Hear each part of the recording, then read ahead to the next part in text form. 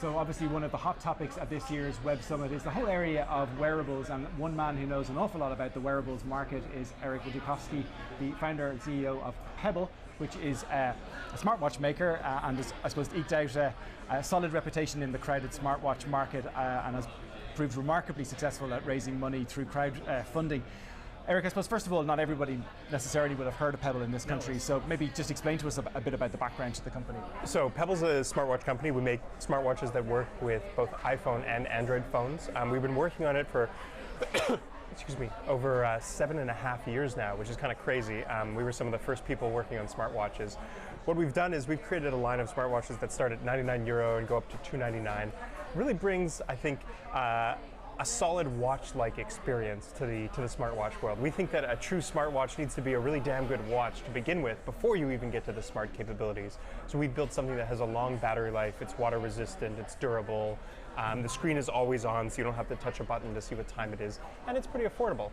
I think Apple is in the space as well. They built, I think, what's more like the Rolex or the Tag of smartwatches. We're a little bit more focused on building what we think is the Swatch of smartwatches. And you're now onto your third version, I suppose. Yeah. Tell us about the first two first before we talk about. So we launched our first product on Kickstarter 3 years ago. It was kind of a gamble for us. We didn't know how successful it would be. We were only there were only 3 people at the company at the time, so it was pretty tiny. We raised $10 million in 30 days from 65,000 people around the world. It was incredible. That was what really propelled us to the front and what really, I think, built up smartwatches 3 years ago. And your latest one now is Pebble Time Round, which I think you said is launching on Sunday. Yes. What separates it from other smartwatches that are out there? What does it do that's different? Pebble Time Round is the thinnest and lightest smartwatch on the market. And what that really means is that it's the smartwatch that looks like just a real watch. It looks like a classic analog watch, but it's got the added benefits of being really smart. You can download apps, you can check your notifications, it tracks your sports, fitness, activity, sleep tracking, all that good stuff is built inside Pebble Time Round, even though it is mistakable pretty easily for a classic watch.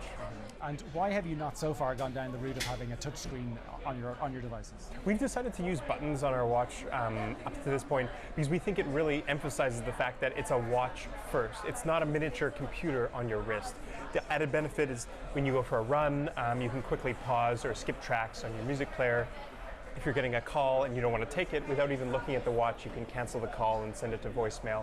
We really think it just focuses things. A watch is not meant to be something that you spend 10 minutes scanning around for. You want to be able to get the information that you need and then stop using it and putting it down by your side. Just as you were saying a few minutes ago, that a watch, it's distracting and you don't really want to be looking at your watch the whole time. And we think that with the interaction and with the operating system that we've created, it's very easy to do that.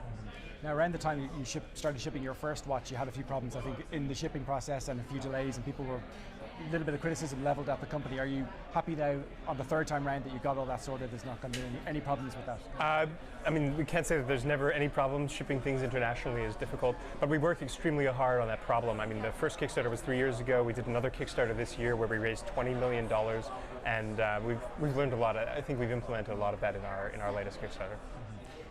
You have been incredibly successful at raising money through crowdsourcing and crowdfunding. It isn't necessarily, though, the right model for every business. No. Would you recommend it as a way of raising money? Crowdfunding is a great opportunity if you have a product that you think is compelling. If you think that you have a product that people are going to get excited about and interested in, it's wonderful. I mean, it's unparalleled. The act of crowdfunding is nothing special, though, because any good startup that's here at the Web Summit or anywhere else has to be comfortable talking about their product. They have to be, making something that people want and then talking about it to the public. Crowdfunding is just an opportunity to kind of do those all together. And it has the added benefit of bringing in some money that helps run the company and really build it up in the early days. Talk to me about the smartwatch market and the wearables market. I mean, it's gone from zero to massive in a very short space of time. Well, you'd think that, but it's actually not totally true. There actually have been a ton of competitors in the space for the last 5 or 6 years. Obviously, Apple has been a massive entrant in the last year, but I mean, Samsung's made about 10 or 11 different smartwatches so far. Motorola had one back in 2010.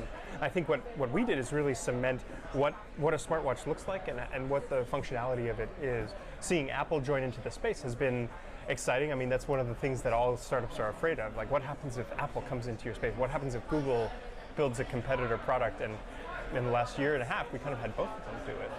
It's exciting, it's breathtaking, but I think what we've seen is just an immense amount of people from around the world get excited about smartwatches and more than happy to build something that they want. So do you think there's a lot more capacity in the market that, there aren't too many people in there now all competing for, I suppose, a small segment? 1.2 billion watches were sold last year. 1.2 billion watches. We think that in the future, the majority of those watches will be smart. And that's what we're driving towards. We are building the smart watch of the future. It sounds like you're pretty at ease with the concept of Apple entering the market and another big player. Well, it's been a year, and I mean, we've doubled the number of Pebbles that are in the world in the last year, so it hasn't had a material effect on our sales in a negative way. One issue, I suppose, that is there in the market at the moment, though, is that not all smartwatches are good. And do you think that there's a risk that if good watches are mixed with bad watches and people have a bad experience the first time round, it'll put them off going down the wearables route at all? Maybe, but that's the same thing with any product in the world. I think I take a little bit more of an optimistic route, and I say, this is still fairly early days for wearables as a whole. Like I said, there's billions of watches, more than 1 billion watches that get sold every year. I look at that as an opportunity for how much room we have to grow in this space. Looking beyond the Pebble round, then, what's the product roadmap saying at the moment, or can you tell us much about? So we're focused on software. I think one of the really cool things about smartwatches, is that we can update the software over the air. With software updates, we publish a new one once every month or so. So people who bought a Pebble 3 years ago are still getting software updates. In fact, we're bringing all of the latest capabilities of Pebble Time and Pebble Time Round to some of the people who backed us, on Kickstarter 3 years ago, and that's something special. Not every company does that. But we stand by our products and we stand by our customers. So you can expect into 2016, we'll be working a lot on the software. Some of the interesting things that we're focusing on the health and fitness side of things.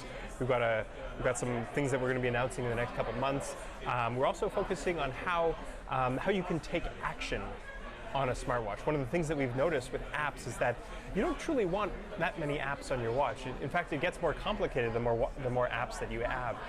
But one opportunity that we see is figuring out how you, as someone who's running around, busy person, trying to manage all these different things, can do one thing or one or two things really well on your watch. Maybe you can control your car, or control your house, or tell your friends, or tell your spouse where you are. There's some specific actions that are very useful throughout the day, and those are the ones that we're trying to bring to the forefront on the wrist. Excellent. Well, Eric Migicovsky, thank you very much for joining us. Best of luck with the new launch, and I'm sure we're going to hear a lot more about Pebble into the future. Thank you. Appreciate it.